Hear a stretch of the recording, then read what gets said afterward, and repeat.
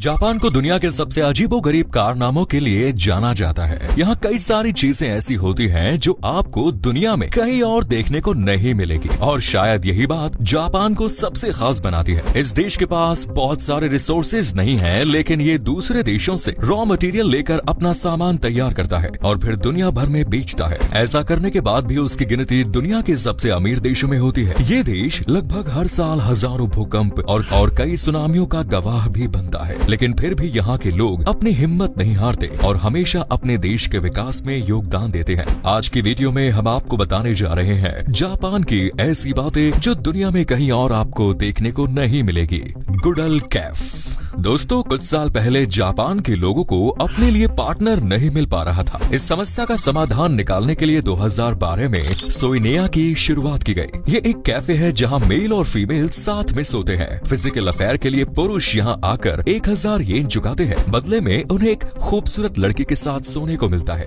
ये सर्विस काफी मशहूर हुई और 2019 आते आते जापान में कई सारे कडल कैफेज खुल गए। भाग दौड़ भरी जिंदगी में सिंगल लोग ऐसे कैफेज में टेंशन, स्ट्रेस दूर करने के लिए जाते हैं। Foot bathing facility in train. दोस्तों, भारत में ट्रेन में साफ टॉयलेट मिलना ही किस्मत की बात है, लेकिन जैसा कि हम वीडियो के शुरू में बता चुके हैं कि जापान का रेलवे इन मामलों में बहुत सीरियस है। जापान में फुकुशिमा और शिंजो के बीच यामागाता शिंकासेन साइट सीन ट्रेन चलती है। इस ट्रेन में फुटबाथ्स है और इसमें आप आराम से पानी में पैर डुबोकर बैठ सकते हैं। ऐसे तो इसके लिए तो आपको रिजोर्ट्स या फिर फार्म हाउस पर जाना पड़ेगा या फिर नदी या समंदर के पास। Childrens do cleaning from first class. दोस्तों, हमारे देश में कहा जाता है कि जहाँ स्वच्छता होती है वहीं ईश्वर का निवास होता है। चाहे वो धन की देवी लक्ष्मी हो या विद्या की देवी सरस्वती, वे तभी खुश होती हैं जब आसपास में साफ सफाई रखी जाए। लेकिन अफसोस की बात है कि हम पूजा घर में तो साफ सफाई रखते हैं, लेकिन बाहर में हम इसका कोई ध्यान नहीं रखते।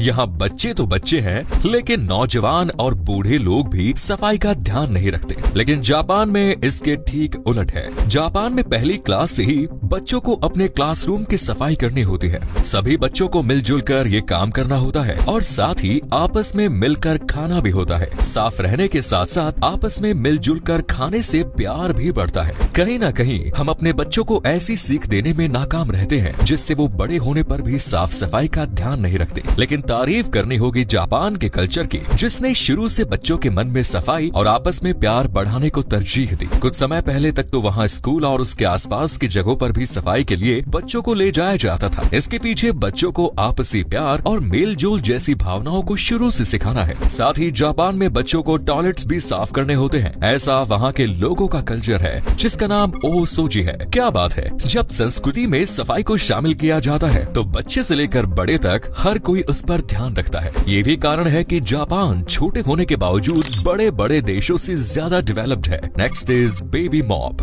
दोस्तों, क्या हो अगर आपका बच्चा फर्श पर खेल रहा है और उसकी खेलने से फर्श की सफाई भी हो रही है? आपको सरासर गुस्सा आ जाएगा, पर जापान में ऐसा होता है। लेकिन ये कैसे होता है, आइए आपको बताते हैं। जापान में अगर बच्चे को फर्श पर लेटना और रेंगना बहुत पसंद है तो वो घर के फर्श को चमका कर रख सकता है। ये एक तरह का पौंछा है। जी हाँ, पौंछा। जापान में सिर्फ $40 आपके बेबी को मॉप में बदल देंगे। दरअसल बेबी मॉप को बच्चे को पहना दिया जाता है। वो जैसे जैसे रेंगता है फर्श चमकता जाता है और जम्स का सफाया भी हो जाता है। मतलब दोस्तों, एक तो बच्चा खेल भी रहा है और साथ में वो घर की सफाई भी कर रहा है और उसे किसी तरह की बीमारी का होने का डर भी नहीं है। सुनने में तो ये बहुत ही अजीब लग रहा है कि अपने बच्चे को ही पौंछे में बदल दिया जाता है, लेकिन दोस्तों ये वाकई जापान में होता है। ये ऐसी चीज है जो शायद ही कहीं होती होगी। Next is kintsugi. दोस्तों, अक्सर कहा जाता है कि जो चीज एक बार टूट गई उसे दोबारा जोड़ा नहीं जा सकता, लेकिन जापान के लोग कहते हैं कि टूटी हुई चीजों को भी जोड़ा जा सकता है और फिर से एक नई शुरुआत हो सकती है। दरअसल जापान में टूटी चीजों को सोने से जोड़ना एक आर्ट फॉर्म है जिसे किंसुगी कहा जाता है। खास बात यह है कि टूटे बर्तनों को सोने से जोड़कर नया जैसा बनाया जाता है। ये 400 साल पुराना आर्ट फॉर्म है। जापान के लोगों का मानना है कि टूटना और जख्म भी जरूरी है, तभी तो एक फ्रेश स्टार्ट हो सकता है। ये आर्ट फॉर्म मेंटल टेंशन को कम करने में मदद करता है। चाहे ये सिर्फ जापान जापान में ही होता है। यहाँ के लोग दुख को भुलाकर खुश होना जानते हैं, इसीलिए ही जापान के लोगों की उम्र दुनिया में सबसे ज्यादा होती है। अब आप भी हमेशा खुश रहिए, मस्त रहिए और परेशानियों को कहिए bye bye. Employ can sleep in office. अगर आप कहीं जॉब कर रहे हैं और थकान के मारे आप सोना चाहें, अब आप कहेंगे भला सोना कौन नहीं चाहेगा, वो भी थके होने पर। सोने का कितना भी मन करे, लेकिन वर्क प्लेस पर सोने की गलती कोई नहीं करेंगे, क्योंकि कई बार इसकी वजह से अपने जॉब से हाथ धोना पड़ सकता है।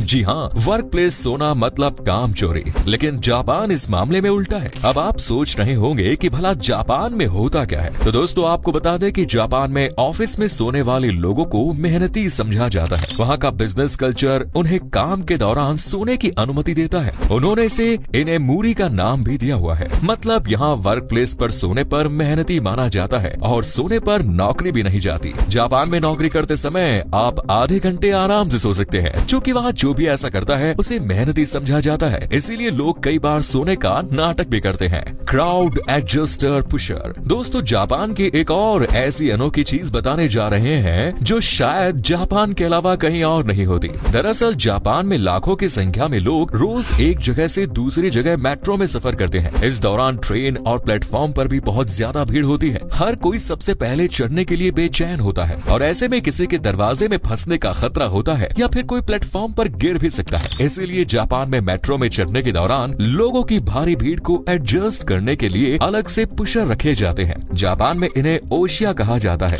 जिसका मतलब है धक्का देकर लाइन में लगाना। स्टेशन पर मौजूद इन पुशर की जिम्मेदारी होती है कि सभी लोग ट्रेन में सवार हो जाएं और कोई भी दरवाजों के बीच में ना फंसे। ये काम करते हुए ज्यादा से ज्यादा लोगों को बिना चोट पहुंचाए कैरियर्स में चढ़ा दिया जाता है। सभी लोगों के सवार होने के बाद पुशर के इशारे के बाद ही ड्राइवर गाड़ी चलाता है। ये भी काफी कमाल की ही चीज है। यहाँ के मेट्रो का नेटवर्क भी उतना ही बड़ा है, इसीलिए यहाँ पुशर्स की संख्या भी कम नहीं। तो आज की वीडियो में आपको जापान की विशेषताओं को देखकर और जानकर कैसा लगा, कमेंट सेक्शन में जरूर बताएं। धन्यवाद।